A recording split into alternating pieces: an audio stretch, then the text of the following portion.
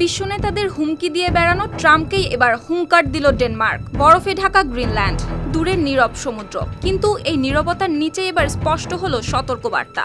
Denmark প্রতিরক্ষা মন্ত্রণালয় সাফ জানিয়ে দিয়েছে, গ্রিনল্যান্ডে আঘাত এলে অনুসরণ করা হবে আগে গুলি পরে প্রশ্ননীতি। আর এই তথ্য নিশ্চিত করেছে একাধিক আন্তর্জাতিক সংবাদ মাধ্যম। ডোনাল্ড ট্রাম্পের পক্ষ থেকে গ্রিনল্যান্ড দখলের হুমকির মুখে ডেনমার্কের প্রতিরক্ষা মন্ত্রণালয় সেনা সদস্যদের জন্য জারি করেছে একটি বিশেষ নির্দেশ। গ্রিনল্যান্ডে কোনো বিদেশি শক্তির আক্রমণ বা দখলের চেষ্টা হলে ঊর্ধ্বতন নির্দেশের অপেক্ষা নয়, নিতে হবে তাৎক্ষণিক প্রতিরোধ। এই নীতিরই নাম দেওয়া হয়েছে আগে গুলি পরে প্রশ্ন। অর্থাৎ আঘাত এলে সিদ্ধান্ত নিতে এক মুহূর্ত দেরি করবে না ড্যানিশ বাহিনী। এই কঠোর অবস্থান তৈরি হয়নি একদিনের নোটিশে, এর শিকড় 1952 সালের স্নায়ুযুদ্ধকালীন এক আইনে।